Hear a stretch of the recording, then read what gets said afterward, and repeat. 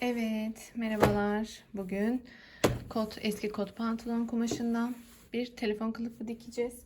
Bugünkü telefon kılıfımız herkesin yapabileceği şekilde çok fazla teknik bilgi gerektirmeyen basit bir kılıf olacak. Sonuna kadar izlemeyi unutmayın. Şimdi ölçülerimizi alıyoruz. Ben 17'ye 8 ölçülerinde bir telefon için bu kılıfı hazırlayacağım. Sadece birer santim pay bırakacağım. Birer santim dikiş payı bırakıyoruz. Pardon. Yarımşar santimde telefonun rahat girip çıkabilmesi için bir pay bırakacağım. Bu da ne yapıyor? 18,5. 18,5'u ölçüyoruz. 18,5'u işaretledim. Şöyle hemen biraz yanına kayıp düzgün bir iş çıkarmaya çalışalım mümkün olduğunca.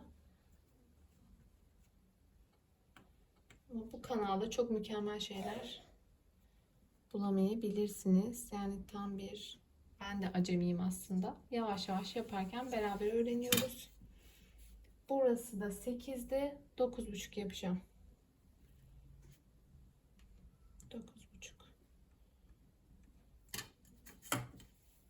Hemen biraz altına iniyorum.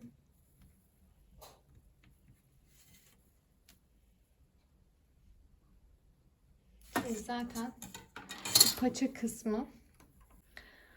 kısmı iki kat olduğu için zaten pantolonda kestiğimizde iki parça aynı anda çıkışmış olacak.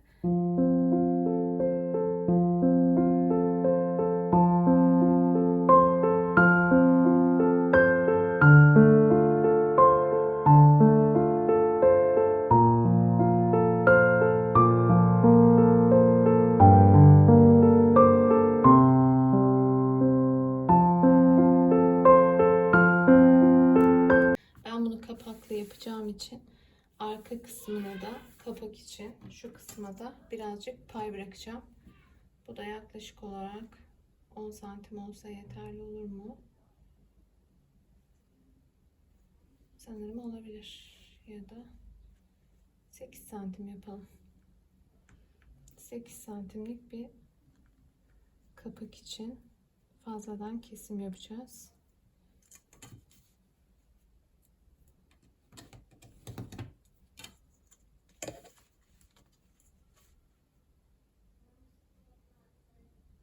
Dediğim gibi bu çok teknik bilgi ve profesyonellik gerektiren bir kılıf olmayacak. Birazcık daha rahat bir şekilde yapın.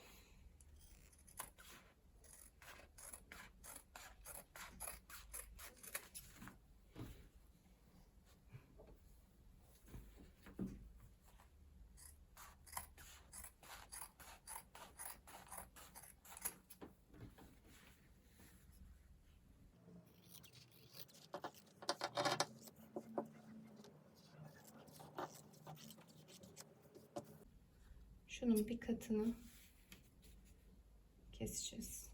Bir tanesini. Bunu bu şekilde bırakıyoruz. Bunu kesiyoruz.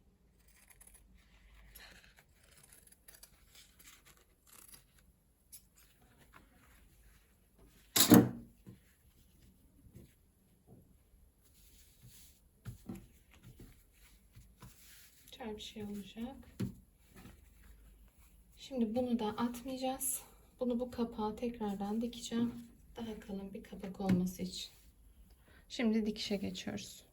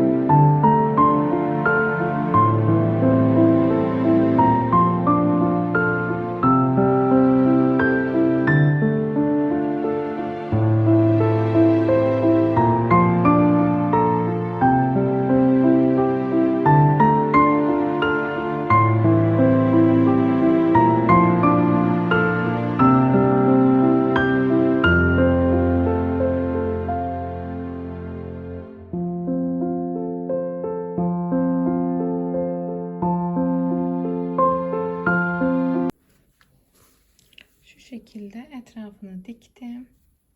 Üç kenarını diktim. Şimdi şöyle bir içini çeviriyoruz. Önce şu köşeleri düzelterek çevirelim.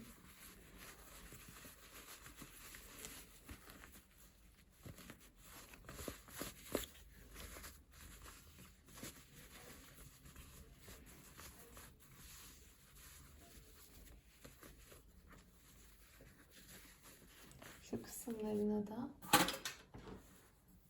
bir kalemle müdahale edebilirsiniz. Şöyle düzeltelim.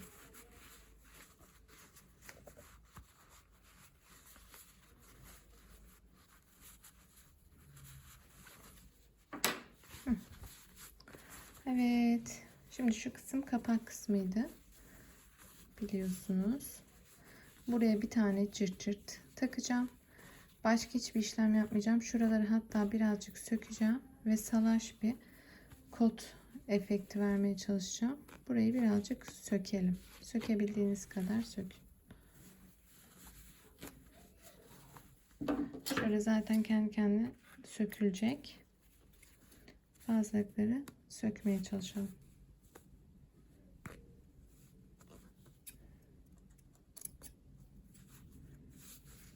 Bu kısımdan da sökebildiğinizi sökün. Biraz püskül yapacağız. Bu şekilde seçiyoruz. Bu kadar bir ölçüde yeterli olacak. Şimdi bunu da bu çıt çıtı da buraya dikiyorum. Bir parçasını buraya, bir parçasını da geleceği yere. Bu şekilde. Yaptım. Bunu da buraya dikeceğim ve o çıt çırtın görüntüsünü de kapatmış olacağız. Bence inanılmaz tatlı oldu. Bunu hatta buraya yapıştırabiliriz.